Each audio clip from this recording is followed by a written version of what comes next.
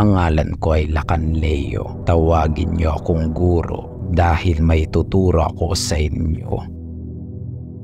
Dito ko sisimulan ang topic na ito, intensive breakdowns of blue pill, red pill, and black pill ideologies. Nahati ito sa 3 videos. Dahil masyadong mahaba para sa 3 ito ang ipagsiksikan sa isang video, I don't want you to overload with lots of informations. It's overwhelming.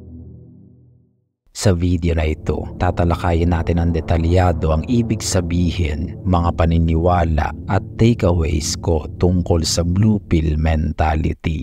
Disclaimer, ang maririnig nyo sa video na ito ay hindi nagmula sa sarili kong opinyon o paniniwala. Ang lahat ng nasusulat dito ay pawang blue pill conditioning lang na aking tinipon mula sa masusing pananaliksik. May mga maririnig kayo ritong taliwas sa aking mga aral at mayroon din namang umaakma, kaya tumunawa ang may pandinig. Don't forget to like and subscribe for more content like this.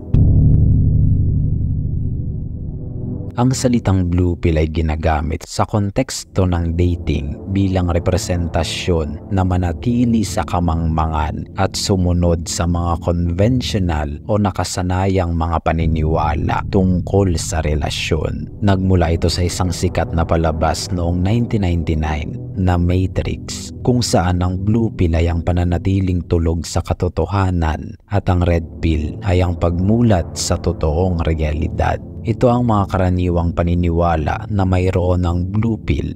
Number 1, the girl is the prize. Ito ang common narrative ng media sa atin mula pa noon. Ito ang realidad na isinusubo sa atin mula pagkabata. Mga nakikita nyo sa Disney movies, telenovela at mga palabas tungkol sa pag-ibig. At ganito na ang kinalakihan ng marami. Ito na yung tinawag nilang tradition, kung saan lalaki palagi ang naghahabol sa babae. Kaya nagkaroon din ng harana o panliligaw bilang traditional na paraan upang makuha mo ang isang babae.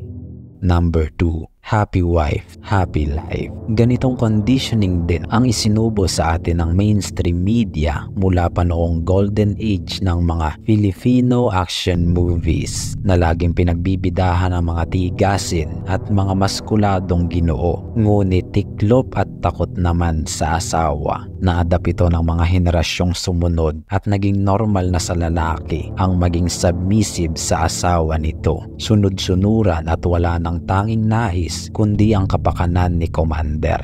Kontradiktoryo ito sa pagiging masculine. Number 3, provide and love her. Ito ang paniniwala na bilang lalaki, role mo na mag-provide sa iyong partner o asawa. As the money earner, it's your responsibility to take care of everything, lalo na ang financial. Ikaw ang magtatrabaho para kumita, para sa gastusin, at ang iyong asawa naman ang bahala sa gawaing bahay at sa mga bata. At kailangan mong mahalin siya ng buong puso, ano man ang gawin niya. Oo, parte raw ito ng blue pill. Wala naman ako nakikitang mali rito, bagkus sang-ayon pa ako rito. Number 4, just be yourself. Marahil madalas niyong marinig ito sa mga close friends or relatives niyo bilang dating advice. This is a blue pill belief kung saan sasabihin lang sa inyo na maging totoo kayo sa sarili nyo. Ipakita mo kung sino ka talaga. Ayon sa blue pill, just be yourself lang daw ang susi upang magtagumpay ka sa dating life mo. Well, maraming magdidisagree dito, but at some extent, I think this one is very important too. Kailangan nyo lang himay-himayin. Number 5, just be nice. Dito papasok yung mga Mr. Nice Guy na ginagawang backup ng mga babae. At syempre, kabilang sila dito sa blue pill mentality. Sasabihin nila sa iyo na maging mabait ka lang, just be nice, at magtatagumpay ka sa dating life mo. This is one of the main beliefs of blue pill. Number 6, may darating na para sa iyo. This is the phrase commonly used in blue pill. Kapag tumigil ka raw maghanap, may darating na para sa iyo. Huwag mo raw ipilit kung para sa iyo. para sa'yo. Kung kayo talaga, anumang mangyari, kayo pa rin hanggang dulo. Palaging optimistic at happy approach lang. Napaka-idealistic ng view ng blue pill pagdating sa relasyon. Hopeful and romantic, karamihan din kasi ng tao naglalayong makaramdam ng kilig at paru-paro. They love this feeling. Number 7. Beauty is in the eye of the beholder, na maririnig nyo sa mga may blue pill mentality dahil hindi sila naniniwala na may taong pangit. Hindi mahalaga sa kanila kung anong itsura mo dahil ang tunay na kagandahan daw ay nakadepende sa mata ng tumitingin. You see, sa blue pill, hindi mahalaga ang looks o kung gaano ka ka-attractive. Ayon dito, bonus na sa kanila yung looks. Pero syempre, hindi lang doon umiikot ang pakikipagrelasyon. Ilan lang yung mga beliefs and common phrases na maririnig nyo mula sa blue pillar. Ngunit saan ba nagmumula ang mga kataga at mga paniniwalang yan? Ilan sa aking mga nakuhang impormasyon mula sa pananaliksik at pagmamasid sa paligid ay ang mga sumusunod. Number 1. Relatives. Isa sila sa mga pangunahing sources kung saan ipinapasa lang din nila ang blue pill ideologies na mayroon sila. Maririnig mo sa kanila ang mga phrases and beliefs na yan. Mostly kapag gusto kanilang i-comfort kapag may problema ka sa babae. Karamihan din ng mga advice na maririnig mo sa kanila ay blue pill kung iyong pag-aaralang mabuti. Number 2. Mainstream media. Ito ang pinakamalaking source ng blue pill beliefs mula sa mga palabas na napapanood nyo hanggang sa mga kantang pinakikinggan nyo. Basta tungkol sa pakikipagrelasyon, mapapansin nyong lahat ng maririnig at mapapanood nyo sa mainstream media ay blue pill conditioning. Dito nangyayari ang malawakang social conditioning na walang kaalaman-alaman lahat dahil sa optimistic and hopeful approach nila sa relationship. Mala fairy tale na love story sa mga tao. Oo, may kirot pero laging may happy ending. That's why most of us are hoping to someday find the one. Number 3. Blue-pilled girls. Sila yung mga uri ng babae na magsasabi sa'yo na hindi naman palaging hanap ng babae ay gwapo lang. Minsan mas gusto pa rin nila yung may maayos na personality at ugali. Sa mga dating advices nila, mo maririnig ang mga katagang, just be yourself. Ipakita mo lang kung sino ka. Just be nice. Maging mabait ka lang. Tratuhin mo lang ng tama ang isang babae. O mas kilala sa tawag nila na princess treatment. These are all blue pill ideologies. At isa sa mga sources ng ganyang paniniwala ay mismong mga kababaihan din. Mahalagang maunawaan nyo ito dahil dito lang nababase ang atraksyon sa babae. Anumang pill mentality ang mayroon ka, nahati ang paniniwalang iyan sa 3 factors na ito pagdating sa pang-a-attract ng babae. Number 1. Personality. Dito nakapaloob ang overall character mo bilang lalaki. Ano bang personality mayroon ka? Are you a man or a simp? Do you act masculine or feminine? May maayos o basura ka bang personality? Kaya mo bang makipag-usap o magpasaya ng babae gamit lang ang personality na mayroon ka? May personality ka bang madaling ma-attract ang mga babae?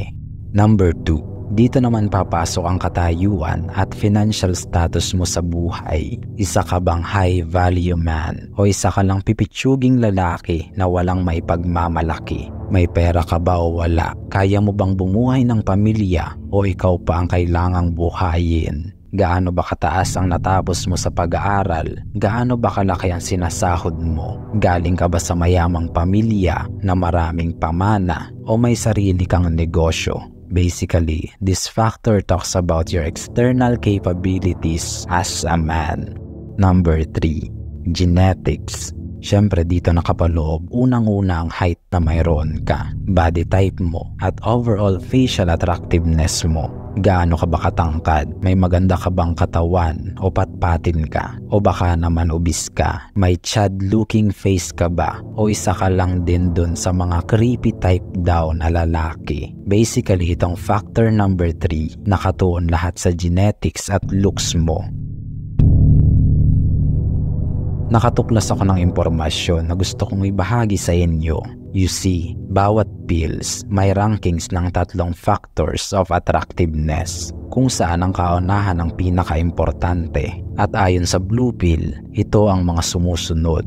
Una ay ang personality. Ito ang pinakamahalagang factor na dapat mayroon ka ayon sa blue pill mentality. Sumunod ang status bilang pangalawa lang sa mahalagang factor. Kumbaga, bonus na lang kung mayroon kang maayos na status. Panghuli naman ang genetics mo dahil hindi ito ganoon kahalaga pagdating sa blue pill mentality. Hindi importante ang itsura, height o body type mo. The problem with blue pill mentality.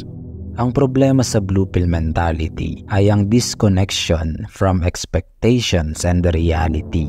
Dahil sa may pagka-fairy tale ang approach nila sa relasyon, disappointments ang madalas makuha nila sa realidad ng pakikipagrelasyon. Naniniwala sila sa mga bagay na tagilid na nangyayari sa totoong buhay. They are living in fairy tale with their optimistic and hopeful beliefs to relationship. Then reality hits them. Wala palang slow motion at ringing of bells sa totoong buhay. Hindi pala totoo yung love at first sight dahil yan sa idealistic view ng blue pill sa relasyon. Ang mga taong may blue pill mindset, subjective ang tingin nila sa relasyon.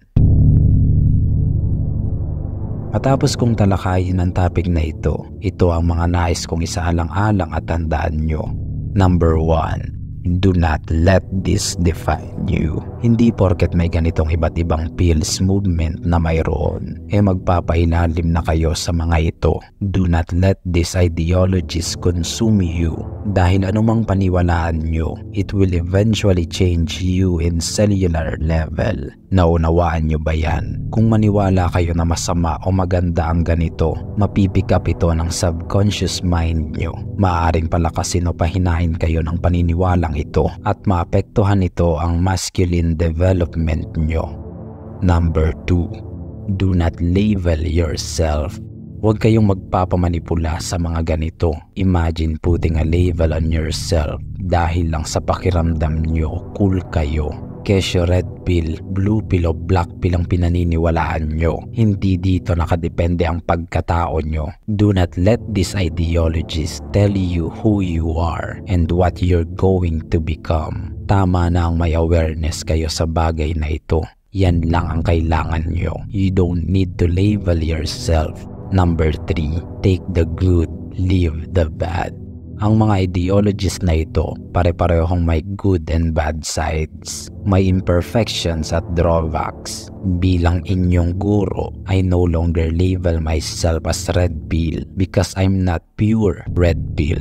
Dahil nakita ko na at namulat na ako sa dark sides ng mga ito. May paniniwala akong blue pill, may black pill, at red pill. I'm picking up cherries on top. Ganito lang din sana ang inyong gawin. Kunin nyo lang ang mga aral na sa tingin nyo'y healthy at hindi makakasira sa holistic well-being nyo.